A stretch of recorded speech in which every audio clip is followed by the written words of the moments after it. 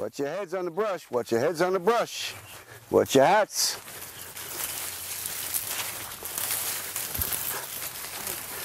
Don't let it snap on you.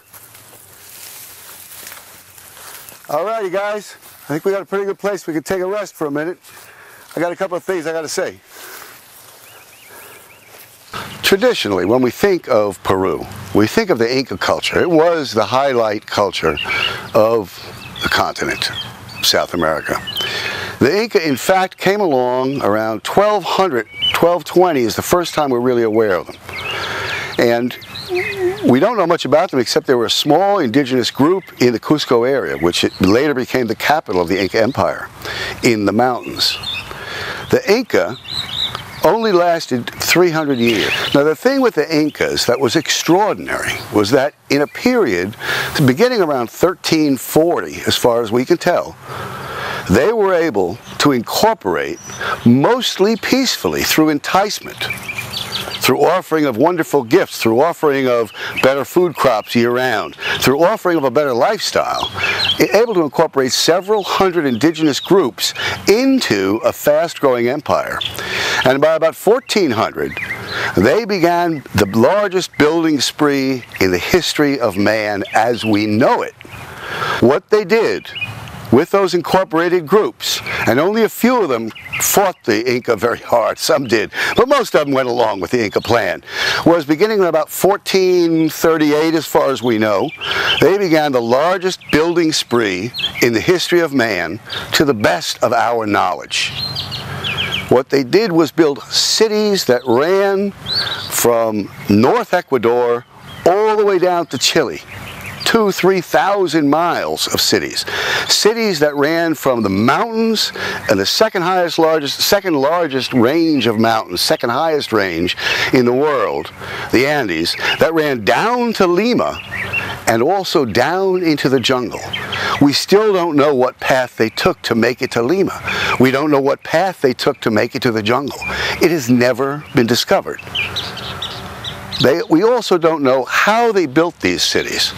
The Inca traditionally had a road system that was built wide enough for one man and and a llama to walk on.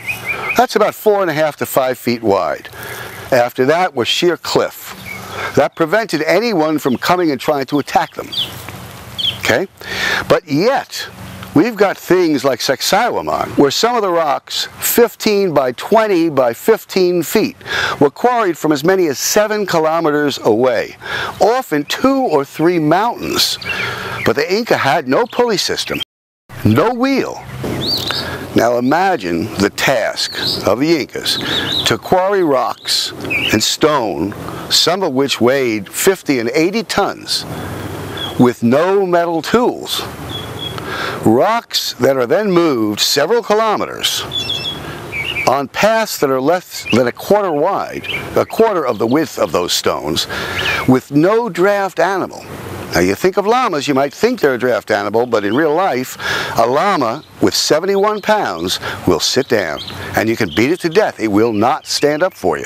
It simply doesn't have the knees to be able to carry more than 70 pounds. It is not a draft animal. The Incas also never came up with a wheel, and they had no pulley system.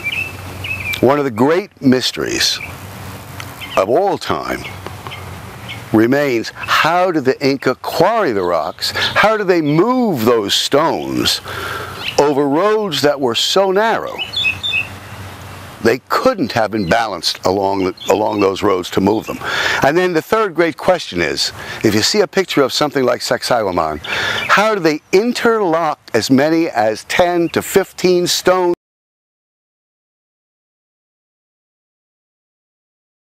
which to this day can't have a piece of loose leaf paper or a postcard put in between them? Who was holding up an 18-ton stone while the rock quarrier was taking his measurements? How long did they hold that stone? How did they hold that stone 28 feet off the ground? You know, when we think about South America, we think about the Incas, I've got to tell you, we're really just talking about the tip of the iceberg, of the mystery of this unfathomable continent. Just the beginning.